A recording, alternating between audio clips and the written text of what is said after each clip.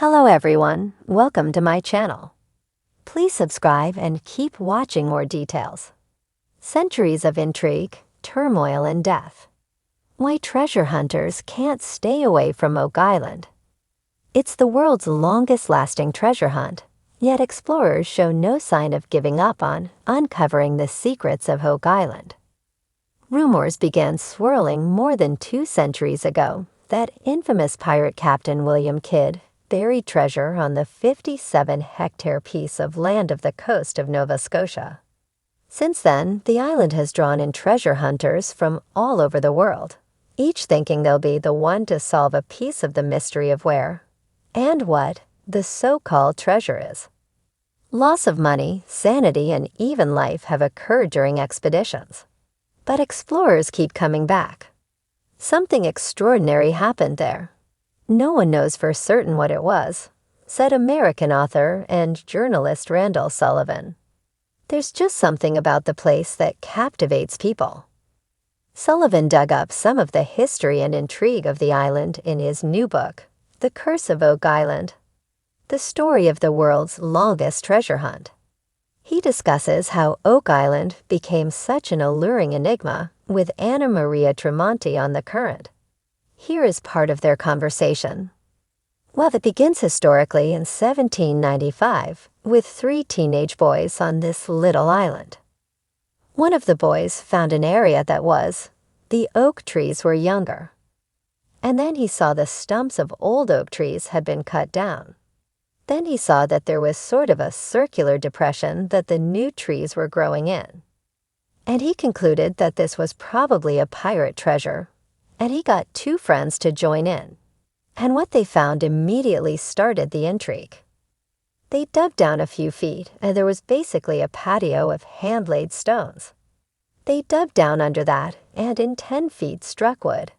They thought they'd hit the top of a treasure chest. But what they'd actually hit was a platform of logs that were embedded in the walls of this round shaft. And they knew it was a man-made shaft, because the outer walls were rock-hard clay, but inside it was all loose dirt that had been dug out. They dug down another 10 feet. It was another platform of logs. At that point they looked up, saw 20 feet of earth towering above them, and realized they'd be buried alive by any slippage. And so they covered it over and filled it in a bit, and then went looking for someone who could mount a more exhaustive or elaborate search. It wasn't until the next group arrived and hit platforms at 30 feet, 40 feet, 50 feet, 60 feet, 70 feet, 80 feet, and at 90 feet hit one that had a large stone tablet on it. Then when they flipped it over, there was some sort of an inscription on it, something that had been carved or etched into the stone. And it was a code of some sort. Whatever it was, they couldn't decipher it. This story was spread around the country about an old sailor who claimed that he'd been part of Captain Kidd's crew and had buried treasure on some island off the Atlantic coast. So that spread up and down from New England into the maritime provinces of Canada, and so virtually everybody knew that story and thought that there was a Captain Kidd treasure somewhere buried. So these boys jumped to that conclusion. There are so many other theories that it boggles the mind because it's such a Rorschach blot for any treasure hunter or conspiracy theorist or amateur historian. Some of them are a bit more mundane or obvious, like that the Acadians, when they were pushed out of Nova Scotia, might have buried their treasure somewhere or created a bank to store it. The 2 that are most attractive to people involve the fact that it may have been the Knights Templar who may have buried the treasures they removed from under the temple in Jerusalem when they were occupying it.